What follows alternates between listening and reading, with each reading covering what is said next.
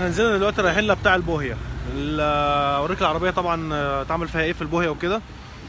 قبل اي حاجه عايز اقول لك ان العربيه دخلت سمكره، كان فيها شغل في العتب وفيها شغل في القوايم، وكل ده اتعمل سمكره. والشغل اللي كان في القايم ده اتعمل دلوقتي اهو.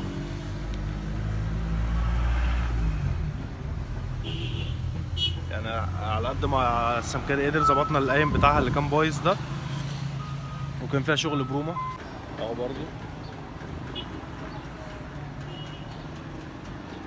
دي كلها كانت برومه زي ما انت شايفها في الصور كده، بس اتعملت كلها اهي.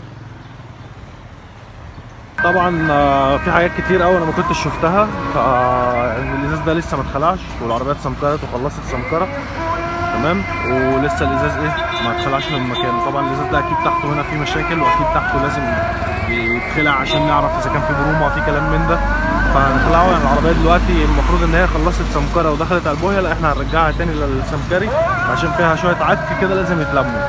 يعني مثلا المجال بتاعت السقف اللي اتعملت البرومه فيها تمام، هي اتعملت مفيش مشكله، بس في حته تحس ان هي عاليه، في حته تحس ان هي واطي، ده كله لسه ما اتصفاش كويس. بص هنا مثلا عندك لحام اهو وباين، المفروض اللحام ده يتصفى، المفروض ده كله يتصنفر ويتصفى عشان قشره المعجون في المزاريب اللي زي دي لما بيبقى فيها معجون كتير بتروح مطرقعه من اقل شمسه وتبدا تملى ميه وتعمل برومه تاني، تبقى تقعد معاك العربيه سنه تلاقيها البرومه سرحت فيها وتبقى ما استفدتش حاجه، صرفت فلوس وشديت العربيه وما استفدتش حاجه. فده كله طبعا هيرجع للسمكري تاني.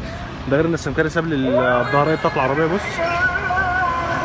طبعا ده برده ما يرضيش ربنا يعني.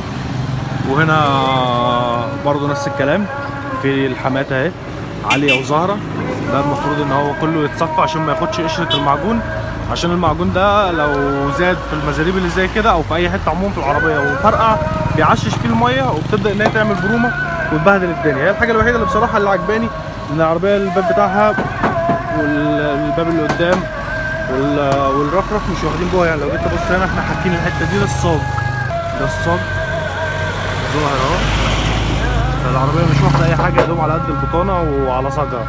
فدي حاجه ممكن من الحاجات اللي تتذكر الحلوه اللي السمكري عملها، ان هو مساوي الصاج مظبوط وشادد الصاج صح، بس في كذا لحام وكذا حاجات في الشغل بتاع البرومه مش معمول كويس، فده كله هيرجع تاني عشان يتظبط.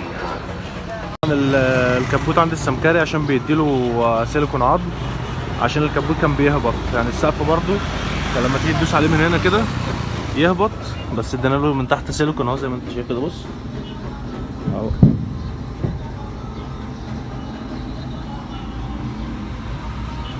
بيبدا ياخد سيليكون عشان ايه القوايم بتاعته اللي جوه دي تشيله. الكبوت راح للسمكري برضه عشان يتعمل في نفس الكلام، والعربيه اتصفت خالص على الصاج، بعد كده خدت البطانه، وبعد كده بدا ايه يلقط المعجون وهتتصفى تاني. وياخد بالك واخده قشره معجون خفيفه، يعني لو سمعت سمع رنة الصاج ظاهرة، فنسبة المعجون اللي واخدها خفيفة خالص. ده غير ان هو لسه اصلا كل المعجون اللي عليها ده كله هيتصفى تاني من الاول.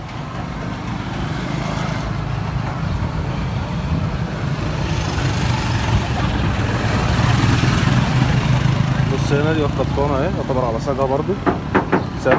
سامع صاج العربية بيرن،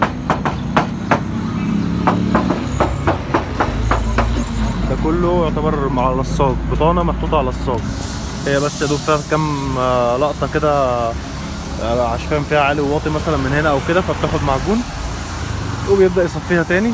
هي لسه اصلا لما تخلص البويه هتطلع يتعمل بقى شغل الكهرباء بتاعها وهتتقفل، يعني البيبان والاوكر الازاز الحاجات دي كلها هتتقفل. بس ده كان اخر حاجه احنا وصلنا لها فيها.